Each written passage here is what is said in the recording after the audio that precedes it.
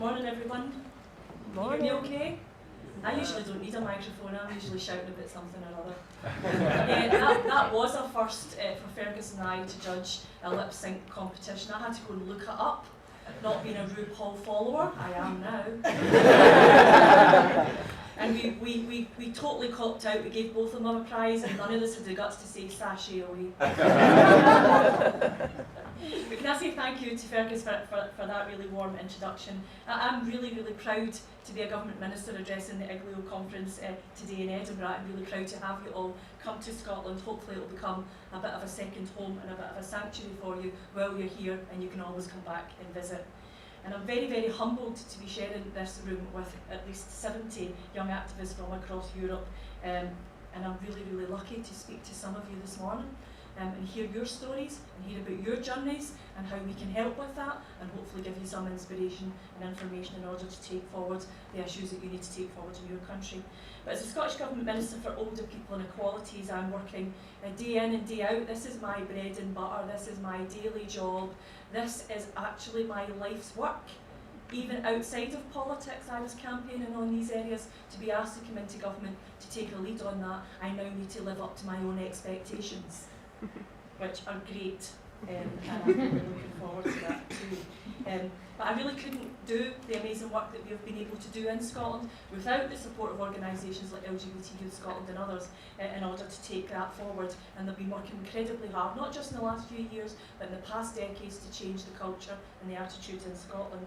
They are a constant inspiration to me, and I hope that you can take heart from your journey and our journey and the way that we've been helping to make Scotland that much more progressive place to live in. We call it the best place in the world to grow up. I'm delighted to be here today to highlight the contribution of the LGBTI community in Scotland and to reinforce the Scottish Government's ambitions to advance LGBTI equality in Scotland. That's not just an empty promise, there's real action in that, and we have a First Minister at the top of our government who's leading the way on this.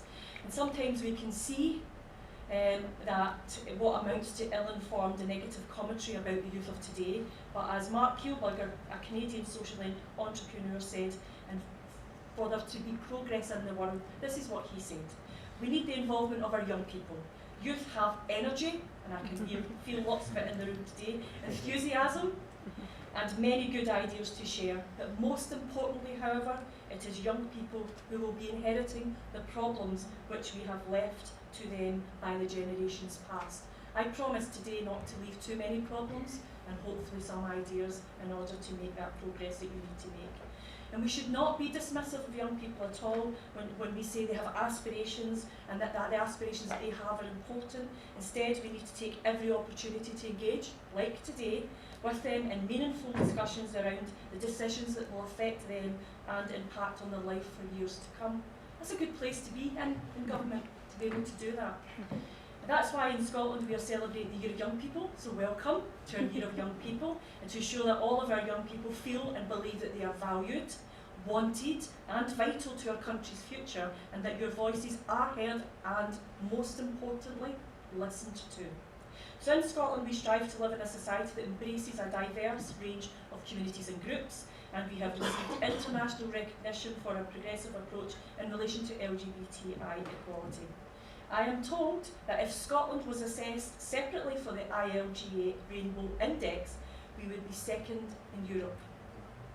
And that's something to be very proud of, but it's not an excuse for complacency. We all know that. And thanks to the work of many people in this room, some of our European partners are making great strides too, and if we don't continue to move forward, we risk being left behind. So Scotland has still work to do. So I want us to be looking carefully at where the gaps are in our approach, and to make sure that we think carefully about how we address them. Strong collective leadership from the Scottish Government, along with the broad cross-party consensus, because we have Conservatives in our Parliament who support what we do, and I know many of you don't have that luxury where you come from. It's a very, very important factor in contributing to the progress that we make. But the reality is the leadership of all political parties is united in Scotland, and they send a clear message that LGBTI rights matter. We've had openly gay cabinet secretaries and ministers in government, and openly gay bisexual opposition leaders, and whilst we have not yet seen our first openly trans parliamentarian, I am hopeful that progress is heading in the right direction on that one too. And we are leading the way in the UK and in Europe in our policy work, which we take very, very seriously indeed. Not only have we been the first country in the UK to consult on same-sex marriage, we have led the way in recently consulting to reform gender recognition legislation so that it works better for trans people, and we are now considering our next steps in light of the responses that we have had. And you may have seen our Dear Transphobes posters. We're very proud of those. And just a few months ago, the Scottish Parliament passed legislation which allows for a formal pardon to be granted to people convicted of offences relating to same-sex activity between men that would now be legal. I was really blessed to be the convener of the committee that scrutinised that legislation and shaped it into something that we were really, really proud of, and it was a lovely day to be in the chamber when we voted that piece of legislation through. But it is important that we face up to the wrongs that we have done in the past, and we have certainly done that, especially to men affected, and take steps to right those wrongs, and we have demonstrated that in government. But it is important not only because laws permitted prejudice and discrimination, but because until we live in a society where no one experiences hate or fear simply because of their sexual orientation or gender identity, we know that there is still work to be done. And our conversations with the young people this morning demonstrated that very clearly. But passing this law provides remedy for victims of such prejudiced times and sends a clear message that we are sorry they had to experience what they did. And I hope that in telling you this, it serves as a reminder that Scotland was once a very different place for LGBTI people. We have come on that journey with you. Some of you may feel that the obstacles to making progress in your own countries appear insurmountable, but I can tell you that Scotland was once in a similar position. Less than 40 years ago, same-sex activity was illegal, full stop. People went to jail. People were forced to do conversion therapy. People were forced into terrible situations. We no longer do that. But through relentless activism, attitudes began to change, and together we have made tremendous strides. I am clear that no one should ever experience discrimination or prejudice in relation to their sexual orientation or their gender identity in Scotland. And I'm also clear that we have made some distance to travel to ensure that the lived experience of LGBTI people matches that progress we have made in law.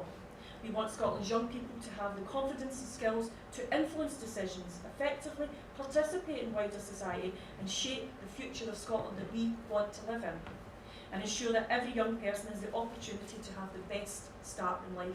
That's that best place to grow up again. That is why we established the LGBTI Inclusive Education Working Group last year, and I see from your video that you're very keen on that. So we decided to look at how education experience of LGBTI young people in Scotland can be improved. And organisations like Time for Inclusive Education, LGBT Youth Scotland and Stonewall have played a very important role in driving this forward. And I think we are just about to make some real strides in this area. I'm very hopeful that that work has led to real change. And I have been in particular inspired by the raw activism of Jordan and Liam from the Thai campaign. And I hope that you get the chance to be similarly inspired by them during your time here. You should find out who they are, where they are and what they did. Two young activists who came to our parliament and demanded change. They weren't political activists, they weren't, affiliated to any political party. They just realised we needed to change, and that needed to start at the early stage in our schools. And they have made great strides in that, and I'm incredibly proud of them for it.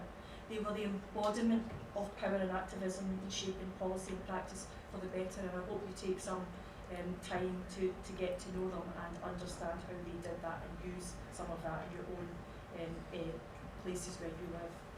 But I'm conscious I've spoken a great deal about what is happening in Scotland today, but I really hope that it provides you with a sense of what is possible, what we can do, working together. These were two young men working in isolation who then brought everybody else along with them and made that difference. You can do that too. Because the fact is there remains more to do to ensure that our own progressive approach is heard loud and clear beyond Scotland, and that's why our Scotland Is Now campaign seeks to promote important messages about LGBTI inclusion. To help support this, the Scottish Government has established a Scottish Human Rights Defender Fellowship Programme in partnership with the University of Dundee, Amnesty International and others. Individuals around the world work hard to defend basic human rights in situations where they face serious risks. You are all human rights defenders in your own land. Individuals around the world work really hard to defend those rights, so we decided to look at that.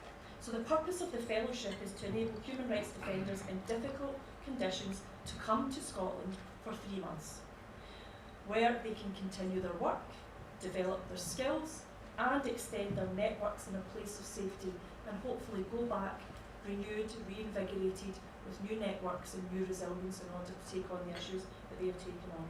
So as a government, we are rightly proud of the achievements thus far of advancing LGBTI rights equality in Scotland.